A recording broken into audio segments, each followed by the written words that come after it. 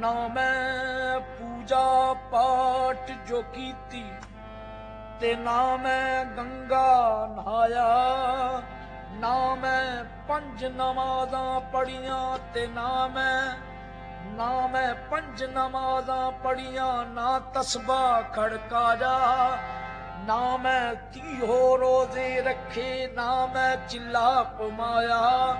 ਬੁੱਲੇ ਸ਼ਾਹ ਨੂੰ ਮੁਰਸ਼ਦ ਮਿਲਿਆ, ਉਹਨੇ ਐਵੇਂ ਚਾ ਬਖਸ਼ਾਇਆ। ਬੁੱਲੇ ਸ਼ਾਹ ਨੂੰ ਮੁਰਸ਼ਦ ਮਿਲਿਆ, ਉਹਨੇ ਐਵੇਂ ਚਾ ਬਖਸ਼ਾਇਆ। इन्ना लिल्लाहि व इन्ना इलैहि राजिऊन। क़यामत के दिन अंबिया औलिया सफारिश तो करेंगे, मगर अल्लाह के औलिया की शफाअत सफारिश किन के लिए होगी? अहले तौहीद के लिए। मुशरिक के लिए सफारिश नहीं होगी, क्योंकि शफाअत की तमाम किस्मों का मालिक सिर्फ अल्लाह है। कुरान हकीम की आयत पे गौर कीजिए, कुल लिल्लाहि शफाअतु जमीआ। नबी कहो अल्लाह के लिए है तमाम तरह की सफारिश, तमाम तरह की शफाअत का मालिक अल्लाह ही है। कुल लिल्लाहि शफाअतु जमीआ, हर तरह की सफारिश का मालिक अल्लाह है। सफारिश कौन करेगा, किसके लिए करेगा? करेगा भी वो जिस पे अल्लाह राजी हो, करेगा भी उसके लिए जिस पे अल्लाह राजी होगा। मिसाल देके समझा देता हूं अल्लाह के लिए आला मिसाल। शागिर्द आता है उस्ताद के पास, उस्ताद जी 33 नंबरों वाला पास है, मेरे 30 आए हैं, आपकी मेहरबानी जरा प्रिंसिपल के पास जाइए, मिन्नत तरला कीजिए, वो 3 नंबर दे के स्टार लगा के मुझे पास कर दे, तो टीचर चल पड़ेगा ना, सफारिश कर आएगा भाई प्रिंसिपल साहब मेहरबानी थोड़ी 30 तेने ले ही लेने, 3 नहीं काटने, कुछ तो है ना, कुछ आप डाल दो, मेहरबानी गाड़ी चला दो, हमारा बड़ा प्यार। ठीक। एक शागिर्द और है, उस्ताद जी मेरी भी सफारिश करें। पुत्र तेरे कितने नंबर ने? कहता अंडा ही है, सिफर ले आया मैं, सिफर बटा 100। कहता बेवकूफ, तेरी सफारिश करके मैंने अपनी बेइज्जती करवानी? भाई कुछ तेरे पल्ले में होता, कुछ मेरी सफारिश होती, काम चल जाता, तूने तो लिया ही कुछ नहीं। अहले तौहीद गुनाहों की वजह से फंसे हुए होंगे, अहले तौहीद की सफारत अल्लाह के अंबिया, अल्लाह के औलिया करेंगे, शुहदा करेंगे, काम चल जाएगा। और जो शिर्क करने वाला होगा उसकी सफारिश, उसकी शफाअत नहीं हो सकेगी। मंज़ल्लज़ी यशफ़अु इंदहु इल्ला बिइज़्नि। कौन है आज पीरों के दामन पकड़ने वालों? पीर जिलानी का दामन पकड़ के मचल जाएंगे। मालिक फरमाता है कोई ऐसा है ही नहीं जो मेरी इजाजत के बगैर मेरे सामने किसी की सफारिश कर सके। मंज़ल्लज़ी, कोई है, किसी का वजूद है जो अल्लाह के दरबार में सफारिश करे, शफाअत करे, इल्ला बिइज़्नि, अल्लाह के इज़्न के बगैर? मालिक फरमाता है वला यशफ़ऊना इल्ला लिमन इर्तज़ा, ये सफारिश नहीं करेंगे, किसी की सफारिश नहीं करेंगे सिवाय उनकी जिनसे अल्लाह राजी होगा। और अल्लाह मुशरिकों से राजी, शिर्क अकबर करने वालों से अल्लाह राजी नहीं हुआ करता। सही मुस्लिम में है, सैयदना अबू हुरैरा रज़ियल्लाहु अन्हु वरदा से रिवायत है, फरमाते हैं इमामुल अंबिया ने फरमाया मेरी सफारिश का फायदा। सही मुस्लिम हदीस की किताब, रावी सैयदना अबू हुरैरा, इमामुल अंबिया का फरमान, कब्र पे सजदे करने वाले, राह तौहीद को छोड़कर राह शिर्क के राही बनने वाले अपने आका का कलाम तो सुन ले, अपने रसूल का फरमान तो सुन ले। इमामुल अंबिया फरमाते हैं मेरी सफारिश का फायदा हर उस शख्स को पहुंचेगा जिसने अल्लाह के साथ कुछ भी शरीक नहीं किया होगा। गुनाहों की वजह से अगर कोई मुसीबत में फंसा हुआ, अल्लाह उस पर राजी होगा बावजह तौहीद, बावजह ला इलाहा इल्लल्लाह। फरमाया हर उस मोमिन को मेरी सफारिश का फायदा मिलेगा जिसने अल्लाह के साथ किसी को शरीक नहीं बनाया होगा। अहले कुफ्र और शिर्क के लिए क़यामत के दिन कोई सफारिश नहीं होगी, ना ही कोई शख्सियत अपने दबाव पर, अपने प्रेशर पर, अपनी कुव्वत पर अल्लाह के सामने दम मार सकेगा कि अपने सफारिशियों को, अपने मुरीदों को छुड़ा कर ले जाए। जैसे जाहिलों का अकीदा है कि हमारे बुजुर्ग अल्लाह के पास अड़कर बैठ जाएंगे और बख्शवा के उठेंगे, ऐसी किसी शफाअत का वजूद क़यामत के दिन नहीं होगा। शायर कहता है ओ सोना मेरा मौला, ओ अल्लाह दे करीब है अली, सैयदना अली की शान में, ओ सोना मेरा मौला, ओ अल्लाह दे करीब है अली, اور دوزخ دے بوئے اتوں ہاتھ نپ کے جنت پہنچانا جاندا ہے۔ سیدنا علی وہ شان ہے کہ یہ جہنم کے دروازے پہ کھڑے ہوں گے، فرشتے جہنمیوں کو لے کر آ رہے ہوں گے، یہ جہاں دیکھیں گے نا یہ تو میرا ملنگ ہے، چھین کے جنت میں بھیج دیں گے۔ لا حول ولا قوت الا باللہ۔ علی دی عزت وچ بولن والے، علی دا احترام کرن والے اللہ تاک کو عزت دے وے، اللہ تاک کو عزت تے بلندیاں دے وے۔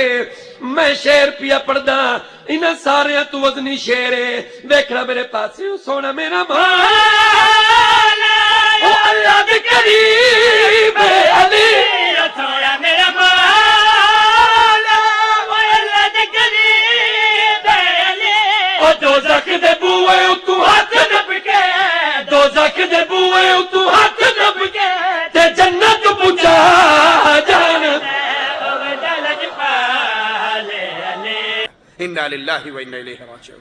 جہاں مالک کا وعدہ پڑے گا خذوہ فغلوہ ثم الجحیم صلوہ ثم فی سلسلۃ ذرعها 70 ذراعا فاسلکوہ، پکڑ لو جکڑ لو، 70 گز لمبی زنجیروں میں جکڑ کے اوندے منہ کر کے جہنم میں پھینک دو۔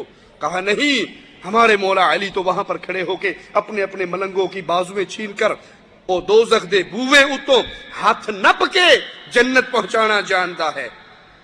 مولا الیاس قادری صاحب اپنے خطاب میں فرماتے ہیں کہ ایک مرتبہ بارگاہ غوث اعظم پیر عبد القادر جیلانی کو غوث اعظم سب سے بڑا مددگار کون ہے؟ اللہ۔ سب سے بڑا مددگار اللہ ہے۔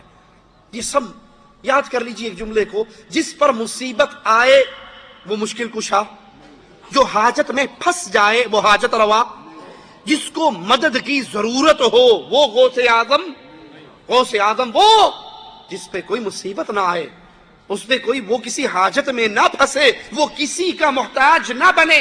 پیر عبد القادر جیلانی کی غوث اعظم کی بارگاہ میں لوگوں نے آ کے عرض کی، سیدی قبرستان میں ایک قبر سے مردے کی چیخ و پکار بلند ہو رہی ہے، مرشد کرم فرمائیے۔ انا للہ و انا الیہ راجعون۔ امام الانبیاء نے اپنے صحابی کو دفن کرنے کے بعد کیا کہا؟ اے میرے ساتھیو، اس کی استقامت کے لیے دعا کرو، اس کی استقامت کے لیے اللہ سے دعا کرو۔ اب اس سے سوال ہو رہے ہیں، نبی کہہ رہے ہیں اللہ سے مانگو اس کے لیے، اور وہ کہتے ہیں پیر جی آپ کرم فرمائے، مردہ بہت رو رہا ہے، بیچارے کا عذاب کم ہو جائے۔ آپ نے فرمایا اچھا یہ بتاؤ یہ کبھی میری مجلس میں آیا؟ یہ کبھی میری مجلس میں آیا؟ اگر پیر جیلانی عالم الغیب تھے تو ان سے کیوں پوچھ رہے تھے میری مجلس میں آیا؟ وہ بھول گئے مریدوں کو؟ ہم عرض کریں گے تو شکایت ہوگی، اپنی اداؤں پہ خود ہی کچھ غور کیجئے۔ کہا یہ کبھی میری مجلس میں آیا؟ لوگوں نے کہا ہمیں تو نہیں پتا۔ کہا اچھا کبھی اس نے میرے گھر کا کھانا کھایا؟ لوگوں نے کہا ہمیں نہیں پتا۔ کہا اچھا اس نے کبھی میرے پیچھے نماز پڑھی؟ لوگوں نے کہا ہمیں اس کا بھی نہیں پتا۔ تو پیر غوث اعظم نے سر کو جھکا لیا، آپ پہ جلال و وقار طاری ہوا، اور پھر آپ نے فرمایا ابھی مجھے آ کر فرشتوں نے بتایا ہے اس نے آپ کی زیارت کی ہے اور اس کو آپ سے محبت بھی تھی، اللہ نے اس پر رحم فرما دیا۔ اور لوگوں نے کہا اب اس کی قبر سے آنے والی آوازیں بند ہو گئی۔ صلو علی الحبیب صلی اللہ تعالی علی محمد۔ بہجت الاسرار شریف صفحہ 194 ہی پر ایک اور حکایت منقول ہے۔ ایک بار بارگاہ غوثیت مآب علیہ رحمت الطواب میں حاضر ہو کر لوگوں نے عرض کی، یا سیدی قبرستان میں ایک قبر سے مردے کی چیخ و پکار کی آوازیں آ رہی ہیں، مرشدو نا کرم فرمائیے بیچارے کا عذاب دور ہو جائے۔ آپ رحمت اللہ تعالی علیہ نے ارشاد فرمایا، کیا اس نے مجھ سے خرقہ خلافت پہنا ہے؟ لوگوں نے عرض کی ہمیں معلوم نہیں۔ فرمایا کیا کبھی وہ میری مجلس میں حاضر ہوا؟ لوگوں نے لا علمی کا اظہار کیا۔ فرمایا کیا اس نے کبھی میرا کھانا کھایا؟ لوگوں نے پھر لا علمی کا اظہار کیا۔ آپ رحمت اللہ تعالی علیہ نے پوچھا کیا اس نے کبھی میرے پیچھے نماز پڑھی؟ لوگوں نے وہی جواب دیا۔ تو سرکار غوث پاک رحمت اللہ تعالی علیہ نے سر مبارک ذرا سا جھکا لیا تو آپ رحمت اللہ تعالی علیہ پر جلال و وقار کے آثار ظاہر ہوئے، اور کچھ دیر کے بعد فرمایا مجھے ابھی بھی فرشتوں نے بتایا اس نے آپ کی زیارت کی ہے اور آپ سے اسے عقیدت بھی تھی، لہذا اللہ رب العزت نے اس پر رحم فرمایا۔ الحمدللہ عز و جل اس کی قبر سے آوازیں آنی بند ہو گئیں۔ تو میرے پیارے پیارے اور میٹھے اسلامی بھائیوں، معلوم ہوا کہ اولیاء اللہ کی زیارت میں بھی بڑی عظمت ہے، بڑی برکت ہے کہ غوث پاک کی زیارت کرنے والے کی قبر سے عذاب اٹھ گیا تو اولیاء اللہ جو کہ علماء ہوتے ہیں، عالم ہی ولی ہوتا ہے، غیر عالم یعنی جاہل ولی نہیں ہو سکتا۔ تو حدیثوں میں یہ موجود ہے کہ عالم کی زیارت عبادت ہے، تو جب عالم کی زیارت عبادت ہے تو ولی کی زیارت نہ جانے کتنی بڑی عبادت ہوگی۔ اور پھر ولیوں کے سردار غوث الاعظم علیہ رحمت اللہ الاکرم کی زیارت نہ جانے کتنی عظیم عبادت ہوگی، اس کی برکت سے قبر سے عذاب اٹھ گیا۔ اس شفاعت کا وجود نہ اللہ کی کتاب میں ہے نہ رسول اللہ صلی اللہ علیہ وسلم کی حدیث میں ہے۔